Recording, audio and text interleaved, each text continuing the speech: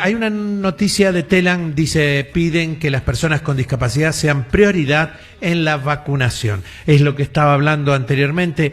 Del Senado de la Nación también salió un pedido de reclamo de que todo el sector de las personas con discapacidad y los trabajadores de salud en instituciones que se trabaja con personas con discapacidad sean prioridad en la vacunación. El Consejo Argentino para la Inclusión de las Personas con Discapacidad señaló que pese a ser consideradas grupo de riesgo, no tienen prioridad inmediata, a pesar de que su tasa de letalidad es 3 veces superior a la de la población general. Se está trabajando en el Senado en estos momentos, en el día de hoy, el pedido de sectores, ONG, organizaciones, instituciones y del sector privado enviaron un petitorio y bueno, las comisiones que trabajan con discapacidad del Senado de la Nación están tratando esto para que sea elevado y que se le dé prioridad. Vamos a ver qué posibilidades hay. En la Argentina hay 5 millones de personas con discapacidad, todas con características distintas, y se pide, tratamiento urgente para esta solicitud. Ya tenemos en nuestro estudio la presencia de Daniela Agner, una persona que es referente acá en la ciudad de Chilecito en discapacidad. Por su trayectoria ha estado en la dirección del Consejo de Discapacidad de la Municipalidad de Chilecito hasta el anteaño pasado,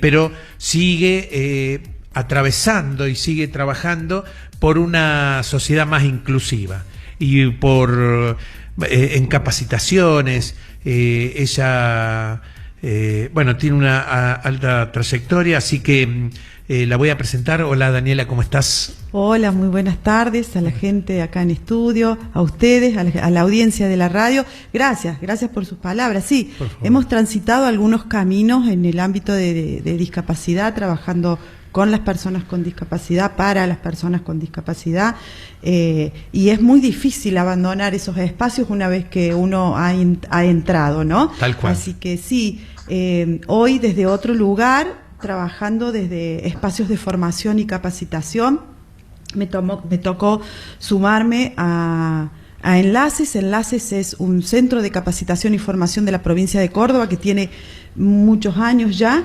y que está conformada por muchos profesionales que en algún momento estuvieron en Chilecito, vinieron a capacitar o vinieron en espacios terapéuticos en su momento, y que hoy me toca encontrarme nuevamente con ellos, del camino que uno hizo y del contacto que dejó.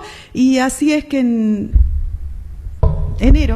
enero aproximadamente me sorprenden con esta propuesta de sumarme a Enlaces, lo cual me llenó de alegría, y me dejó la sensación que voy a aprender muchísimo y que voy a poder aportar un poquito también. Bien, entonces, a ver, para aquellos que están escuchando y que ahora con esto, después de la pandemia, dieron lugar a la virtualidad, este curso de introducción a la inclusión educativa, si bien se dicta desde Córdoba, pero también se dicta acá, se dicta en cualquier parte del país. Uno puede acceder a este curso que va a comenzar el 12 de abril. Contanos un poquito, de qué se va a tratar y quiénes van a ser, aparte de vos como capacitadora, quiénes van a ser un poco los capacitadores, cuál va a ser el eje de las capacitaciones, y después vamos a hablar un poco de vos. Bueno, ay, ¿qué será? Bueno, introducción a la inclusión educativa. Es una capacitación que se va a dictar en 3 meses. El modo es 100% virtual, lo que quiere decir que cualquier persona en cualquier lugar del planeta que le interese y que él sepa y que tome conocimiento y lo quiera hacer, lo va a poder hacer sin ningún inconveniente. Y está conformado por 5 módulos. Estos 5 módulos van desde la gestión de la inclusión hasta herramientas de rehabilitación y de estrategias escolares. Cuando hablamos de inclusión educativa, no nos estamos refiriendo solo al ámbito escolar. Claro. Cuando hablamos de educación o hablamos de espacios educativos, tenemos como la sensación que estamos hablando solamente de lo escolar, y no es así, porque los espacios educativos de nuestros hijos, nuestras hijas, nuestros adolescentes con discapacidad, nuestros jóvenes con discapacidad, son amplios, se dan dentro de la familia, se dan en los contextos comunitarios, se dan en las instituciones que trabajan en pos de sus derechos, así que bueno, es bastante amplio, está muy bien planteado, creo yo, en 5 módulos, que nos va a hacer una trayectoria desde una mirada social, empezando por el primer módulo, donde se va a trabajar la mirada social, cómo evolucionó esta mirada social en la historia de las personas con discapacidad hasta nuestros días, qué espacios normativos tenemos. Cuando hablamos de espacios normativos estamos hablando de lo que nos apropiamos en leyes y en derechos, ¿no? Lo que hemos podido generar y lo que se han apropiado las personas con discapacidad. Y después, esto sí, de poder trabajar todo lo que es terapéutico, rehabilitación, estrategias educativas escolares, estrategias educativas familiares, emocionales y en otros contextos. Así que tiene una estructura amplia, rica, y me parece que va a ser la posibilidad de que profesionales, docentes, familia, que quieran y les interese, o público en general, que les interese empezar a transitar este camino, les va a venir muy bien. Vos sabés, Daniela, que tocaste un tema que yo vengo hablando, creo que desde el año pasado, cuando comencé acá en la radio, y es el modelo educativo inclusivo, y cuando hablas de no el espacio escolar, sino de todo espacio, entendemos de que aquellos que trabajamos en salud y en discapacidad, entendemos que tenemos como una ética y no dejar las cosas sueltas y garantizar de que la inclusión sea inclusiva y no sea tan inclusiva como la sociedad hoy nota que hay falta de cuestiones, digamos, de inclusión. Y hay algo que me lleva al 2008, que es la Convención Internacional de los Derechos de las Personas con Discapacidad, donde habla sobre los derechos a la igualdad educativa. Vos, como una luchadora y como una capacitadora, como una persona que transita la discapacidad desde diferentes ámbitos, ¿crees que le falta a esta sociedad o que el Estado está garantizando esta educación igualitaria para todos? Quiero hacerte referencia a algo. La Convención Internacional de los Derechos de las Personas con Discapacidad en el año 2006 y toma rango constitucional en el 2008. Sí. Por ahí puede haber venido. Sí, lo que no, lo que toma es rango constitucional en el 2008. País, claro, en nuestro país. Justamente, a nuestro país llega acá en el 2008. ¿Y qué quiere decir que toma rango constitucional? Que esta convención es una ley suprema, madre, para nuestro país, para la Argentina, que además aporta y significativamente a la última modificación de la ley de inclusión o la ley de integral de inclusión de las personas con discapacidad, que se hace en el 2011.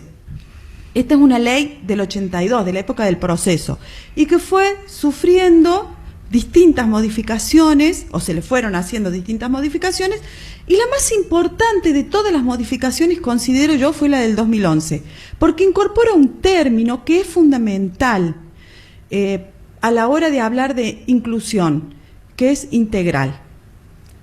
Integral, incorpora la palabra integral, que es decir, la defensa de los derechos de las personas con discapacidad en un sentido integral, en todo sentido.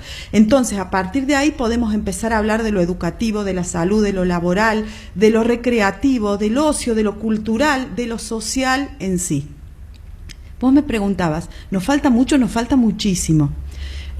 Córdoba es una provincia que hace 50 años que viene hablando de la discapacidad, que viene reclamando los espacios para las personas con discapacidad, que viene trabajando en este contexto.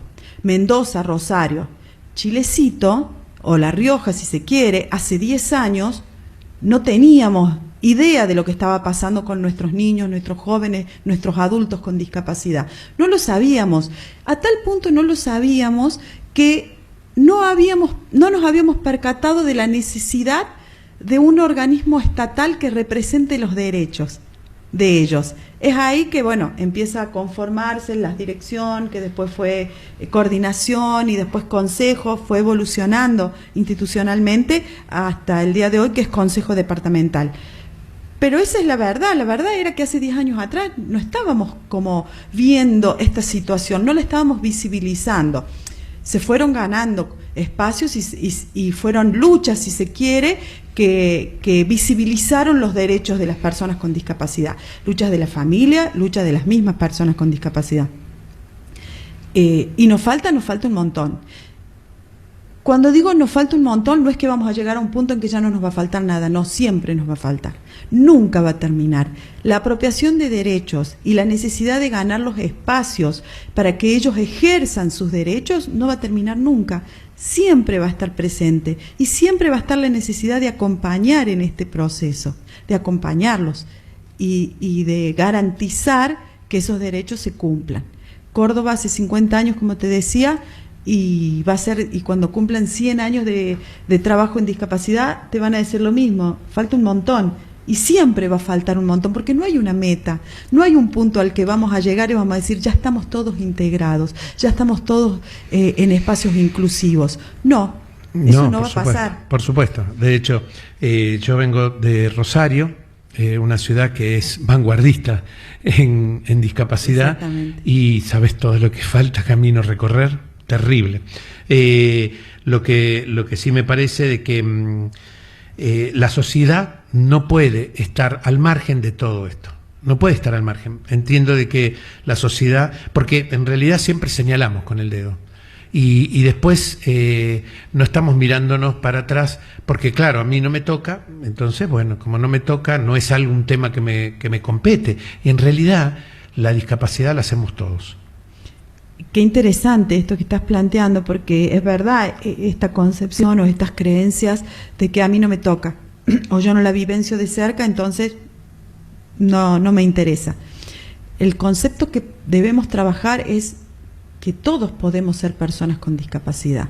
Es más, probablemente vamos a llegar a serlo.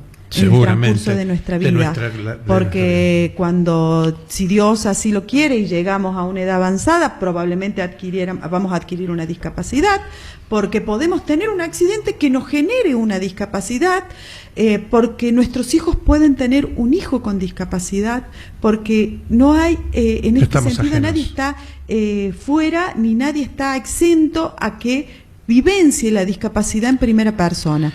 No lo estamos. Inclusive Daniela, y vos sabés que me gusta poder charlar con vos porque, bueno, aquellos que trabajamos en discapacidad, a veces esta temática puede durar 2, 3, 4, 5, 10 horas y seguir charlando. ¿Quién dice qué es discapacidad y qué no es discapacidad? ¿Quién puede decir? ¿Hay algún parámetro donde dice, no, esto es normal y esto es no normal? Nadie puede decir. Esto que vos hablabas de qué se determina como normal y qué no.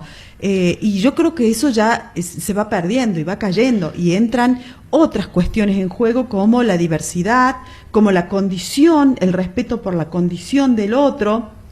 Y la empatía y la equidad, y entran estos términos a jugar y a involucrarse con nosotros como seres humanos, con nuestras familias, y todo el paradigma o todo el status quo social establecido se empieza a mover. Y cuando eso sucede, pasan cosas maravillosas como este nuevo paradigma social que habla de la inclusión, que ya no habla de la integración, habla de la inclusión, y que en algún momento evolucionará y hablaremos de otro nombre tendrá, con otra idea y otra parámetros para poder designarlo, porque seamos conscientes del paradigma de la inclusión que ahora está vigente, que plantea cosas maravillosas en la teoría, que la aplicación a la práctica es otro tema. ¿Por qué? Por la complejidad del ser humano. El ser humano es sumamente complejo, las instituciones en las que trabajamos son sumamente complejas, nada es tan así que lo bajamos y decimos,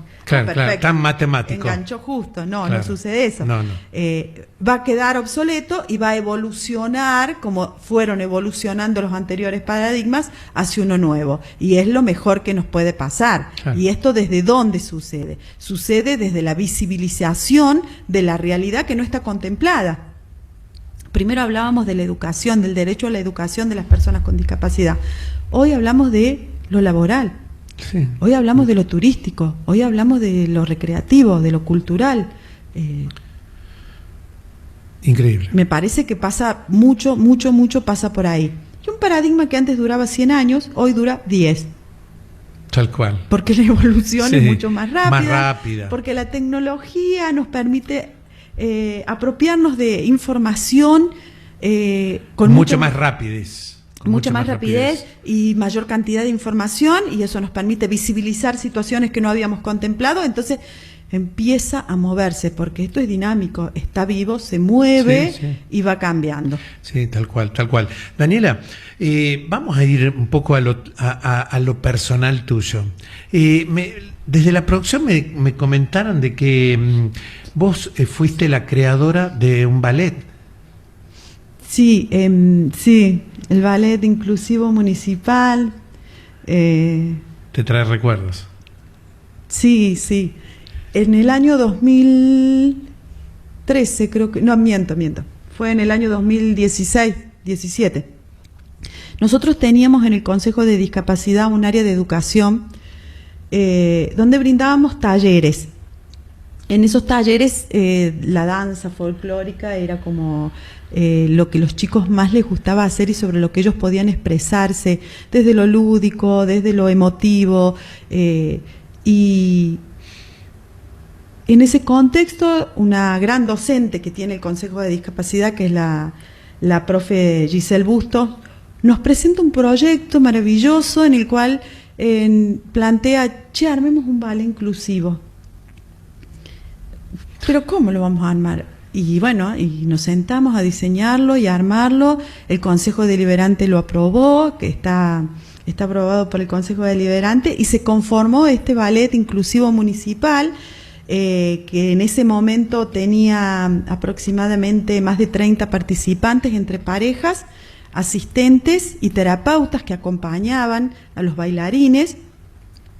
Y era inclusivo en verdad era inclusivo porque estaba conformado por personas con discapacidad y personas sin discapacidad. Y las discapacidades eran múltiples, eran variables. Había desde personas con parálisis cerebral hasta personas con síndrome de Down o personas con autismo, por ejemplo. Entonces había una diversidad en el manejo de las técnicas y de las estrategias a plantear, que el equipo de danza lo llevó muy bien adelante. Tuvimos muchas presentaciones, siempre fue muy emotivo verlos a los chicos bailar, y generó mucha expectativa en la sociedad y en las familias. Las familias se sintieron, creo yo, orgullosos de sus hijos. Eso es importante. De sus familiares con discapacidad. Apoyaron el proceso y ellos lo vivían con gran alegría. Fue una experiencia maravillosa. ¿Ellos, los usuarios, o ellos los chicos que bailaban? Los chicos que bailaban. Sí. Las danzas adaptadas, por supuesto, o sea, todo un trabajo de estrategias y de herramientas emotivas, emocionales, de rehabilitación que se llevaron adelante, y que fue un gran trabajo del equipo de danza del Consejo. Y decime, ¿hubo como ese proyecto, hubo algún otro proyecto que estuviste, un poco fuiste artífice de talleres así como ese. Había múltiples talleres, en ese momento había un área específica de educación y había muchos talleres, algunos tenían que ver con reciclado, otros tenían que ver con dibujo y pintura, otros talleres eran de gimnasia adaptada. El taller de gimnasia adaptada fue otro taller que se visibilizó socialmente mucho porque a fin de año hacíamos una muestra. Entonces, en algún espacio público, entonces una vez lo hicimos en la plaza y otra vez lo hicimos en el Salón Gonzaliano. Entonces eso generó visibilizar el trabajo de los chicos y eso le encanta a la sociedad y le encanta a la familia que eso suceda. Y a ellos también, porque muestran lo que aprendieron, así que es fantástico. ¿Qué te parece? Hoy, ¿ves que falta eso? ¿Que esos talleres que había, faltan hoy acá en Chilecito? La verdad que no sé cómo se están manejando. Yo me retiré a fines del 2019 del Consejo de Discapacidad. No sé cómo se están manejando, pero entiendo también que hay un contexto complejo, sanitario, y que los chicos son de riesgo. Son muy de riesgo. Así que irán acomodándose. Sí, falta, claro que falta. Seguramente ellos deben extrañar esos espacios de contención, recreativos. Vos imaginate que hay muchas personas con discapacidad que la única actividad recreativa, lúdica o educativa que tenían era poder ir a esos talleres. Muchos de los chicos que iban, porque no iban a la escuela Amor y Esperanza, porque ya no tenían edad para poder estar. Claro. Entonces, el único lugar que tenían era eso. Creo que van a volver, creo que se van a volver a abrir y que se va a volver a trabajar sobre eso, resguardando la salud y con la aplicación de todos los protocolos que sean necesarios para cuidarlos mucho. Tenían muchos chicos, chicos, yo les digo usuarios, pero tenían muchos alumnos, sí, teníamos muchos alumnos que se iban distribuyendo en los distintos talleres de acuerdo a los intereses y lo que a ellos les gustaba. Sí, teníamos muchos alumnos. Qué bueno. Llegamos a tener más de 50 en algún momento. Hay un módulo que me llama la atención y es el marco legal en inclusión escolar, donde hubo muchos idas y vueltas en estos últimos meses en relación a quitar la inclusión escolar y volver a la escuela especial. ¿Podés contarme un poquito sobre puntualmente lo que van a tratar ustedes en el marco legal de inclusión escolar? En el marco legal, en este módulo que habla del marco legal, se hace referencia primero a las estructuras sobre las cuales se basa o se asienta hoy el derecho a la inclusión educativa de nuestros niños y niñas con discapacidad, por un lado. Y por otro lado, ¿qué hablamos? De la convención, hablamos de lo que históricamente sustentó lo que hoy llega a ser el derecho a la educación. Y habla sobre las leyes nacionales y la referencia a las disposiciones provinciales que toman cada ministerio con respecto a la manera en que lleva adelante los procesos. La Ley Nacional de Educación es clara, es concisa y habla del derecho a la educación de todos los niños, niñas y adolescentes con o sin discapacidad de nuestro país.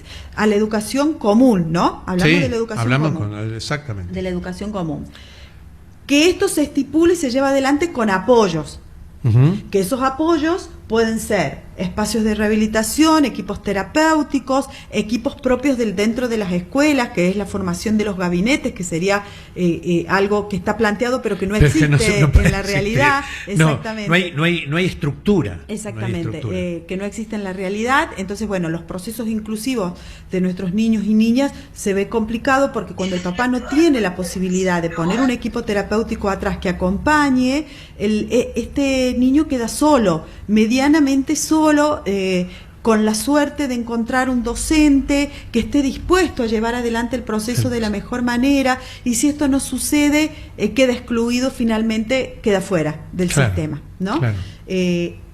En la ley, en lo que está planteado en la ley, es todo muy bonito, es todo muy orgánico y todo muy aplicable. El problema es que cuando nosotros trasladamos la ley a la vida real, a la aplicación de los organismos y de las instituciones y de los espacios educativos. Y empieza el peregrinar y empiezan los procesos complejos en los cuales muchas veces la familia se cansa, ojo, se harta de dar vueltas, se harta de buscar espacios, se harta de no conseguir apoyo para poder llevar adelante el proceso de su hijo. Muchas familias o muchos padres que todavía no tienen un diagnóstico de su hijo, que en la escuela la seño empieza a darse cuenta que algo está pasando con ese niño, porque no todas las discapacidades son visibles, ojo, no están visibilizadas. Hay un montón de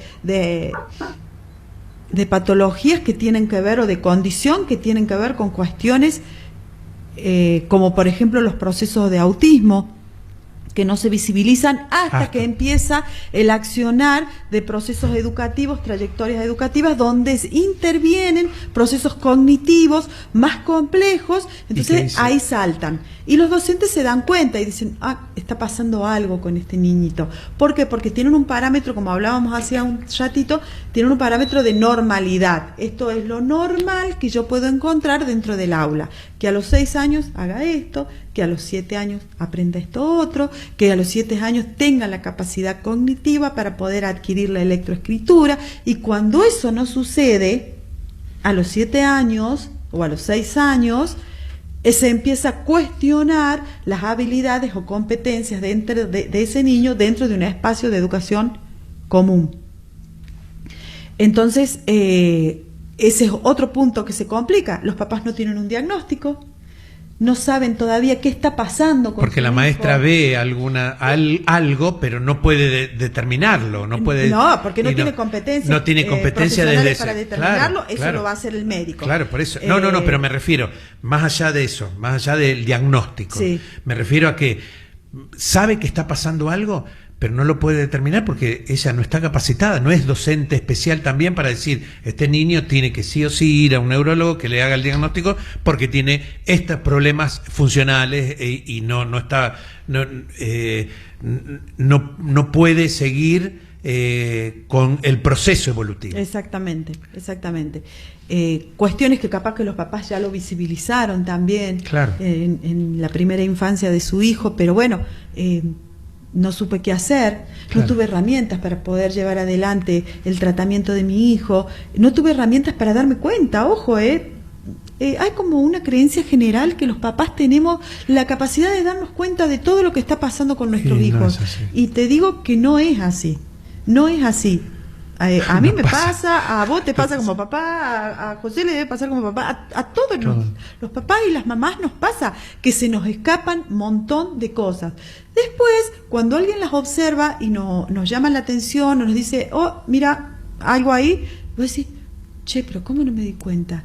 No me di cuenta, porque no estaba atenta, porque no estaba aplicando herramientas en ese momento, en ese lugar, porque estaba con otro tema, porque además tengo otros hijos, porque además tengo otra vida, porque además tengo un trabajo, porque además tengo que pensar cómo pongo el pan en la mesa todos los días para que mis hijos coman. Esta cuestión de juzgar o prejuzgar las situaciones familiares sobre las cuales la falta de diagnóstico de estos niños con discapacidad tardan tanto, ¿no?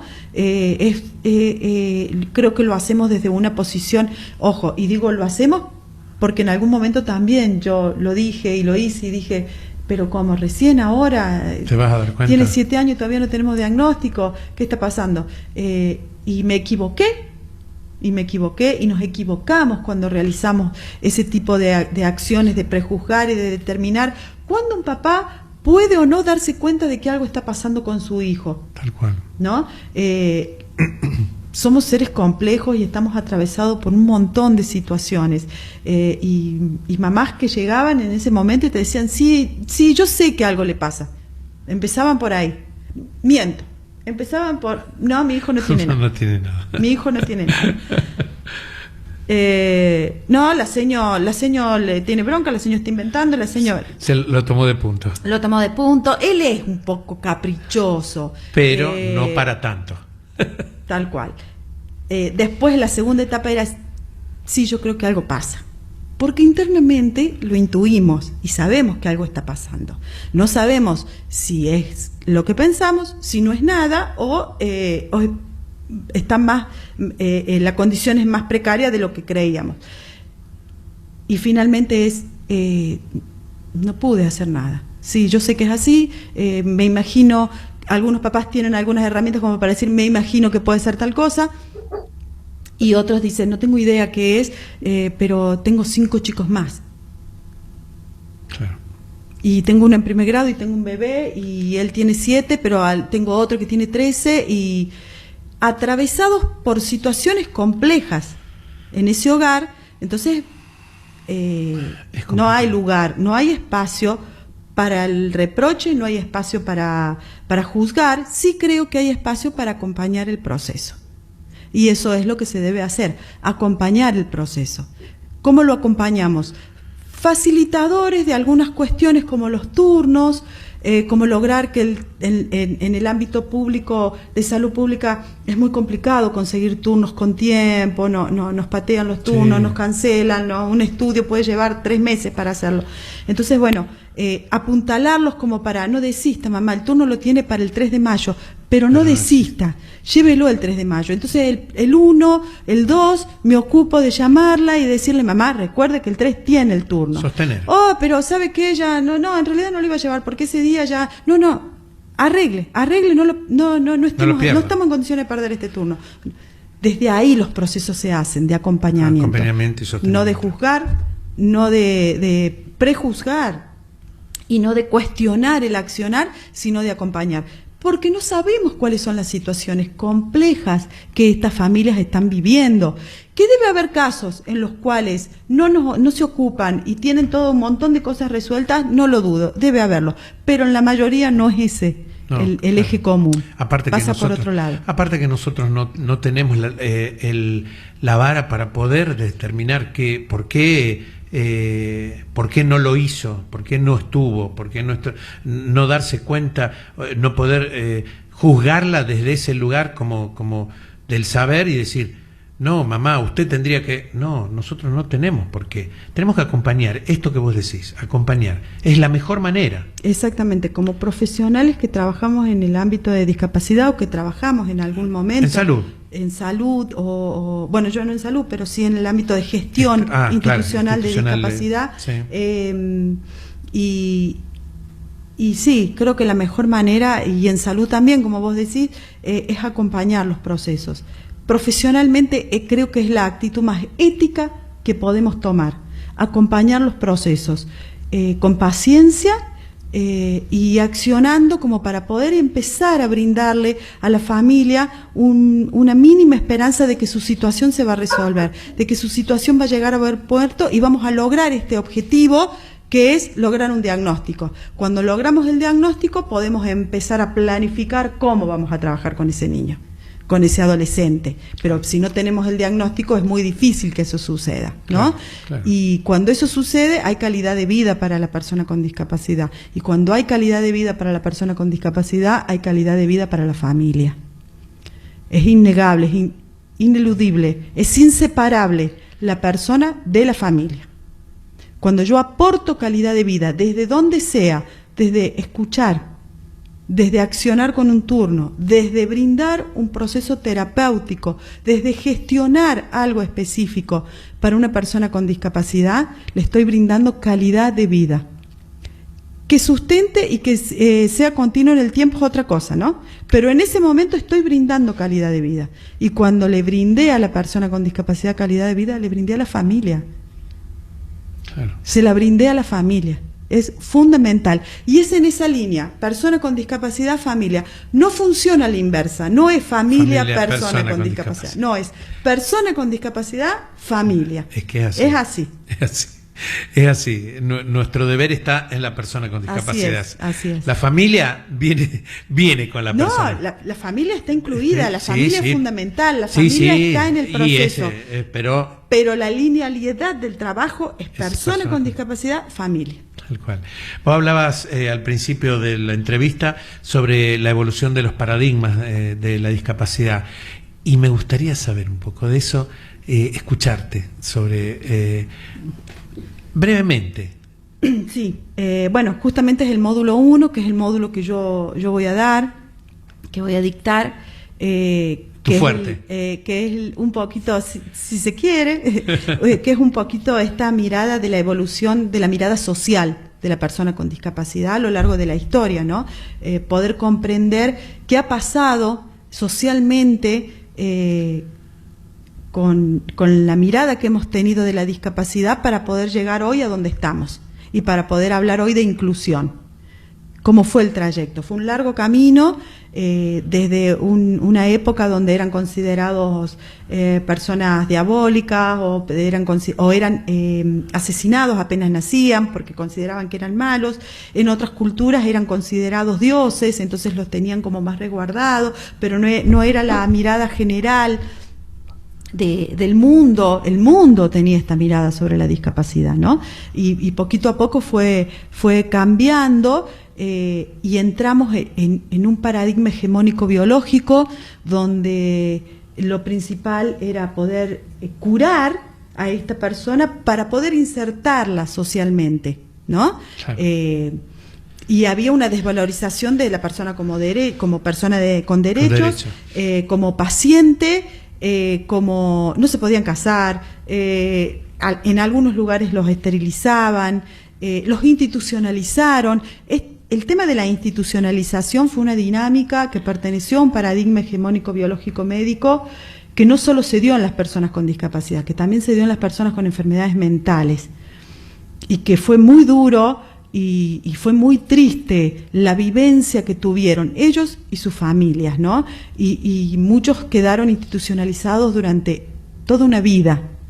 No tuvieron otra vida, no conocieron otra vida que esa. Gracias a Dios eso quedó de lado ya. Incluso la nueva ley de salud mental, como estábamos hablando hace un rato, prohíbe la institucionalización. Dice el encierro no cura, ni aporta, ni sana, ni construye. El encierro enferma más todavía. Así que creo que en ese parámetro es que está la nueva ley. No sé si me equivoco. No te equivocas. La desmanicomalización.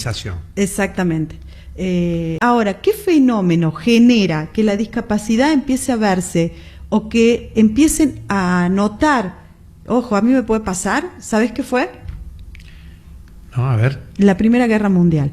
La cantidad de soldados con discapacidad que sobrevivieron a la guerra hizo que socialmente empezáramos a darnos cuenta de que no era que todos nacían con discapacidad, o que venían de la cuna con discapacidad. No, yo lo puedo adquirir. Graves, severas, ¿no? Estamos hablando de discapacidad, personas que perdían brazos, piernas, las dos piernas, una parte del ojo, del rostro, la vista, el oído. Y eso generó que empezáramos a prestar atención. Es decir, ¿qué hacemos con esta gente que sobrevivió? Porque anteriormente, en las guerras anteriores, las personas con ese tipo de lesiones no sobrevivían. Los avances médicos permitieron que ese tipo de lesiones las personas sobrevivieran. Entonces eso nos generó empezar a darnos cuenta y a decir, ojo, ¿y qué hacemos con todo esto? Bueno, los tomaron a todos y los institucionalizaron. Los metieron en hospitales, en centros de rehabilitación terapéuticos y trataron de curarlos para después volverlos a insertar socialmente, cosa que no iba a pasar porque la discapacidad adquirida, en el caso de ser severa, bueno, no hay vuelta atrás, ¿no? Claro.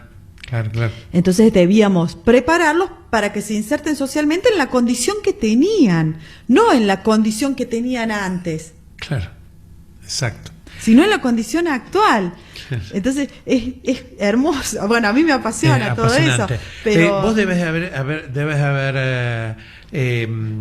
o debes tener también conocimiento de REDI, ¿no? REDI es una asociación del sur que trabaja con esto de la autonomía y el paradigma social de la discapacidad. No lo conozco. No la conozco. Te voy a, en algún momento que nos encontremos, te voy a facilitar el libro, habla y te va, porque vos sos una luchadora de esto, de los derechos, te va a encantar porque habla sobre el paradigma social. Gracias. Debes tener algún video donde hace una historización de la discapacidad cuando esto que lo contaste en un video, ¿no tenés? Sí, tengo un montón, tengo muchísimos videos, pero hay un video que la gente que lo quiera buscar se llama Derechos y Discapacidad, que es fantástico, tiene como 20 minutos, pero es maravilloso, y lo hemos usado muchas veces en las capacitaciones. Sí, en las capacitaciones que he dado también.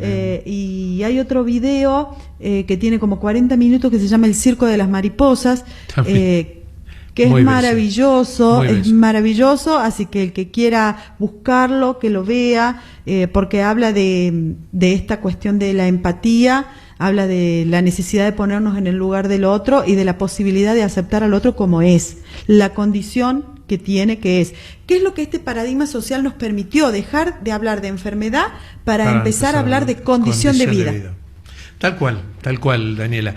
Desde ya te agradezco, para mí fue un gusto poder charlar con vos y bueno, queda abierta la posibilidad de volver a encontrarnos en una nueva cita acá en la 1013 para charlar sobre esto que a tanto nos toca de diferentes aristas y de diferentes maneras. ¿Cómo no? Muchísimas gracias. Último, enlaces en Facebook, en Instagram y en Twitter pueden encontrar enlaces.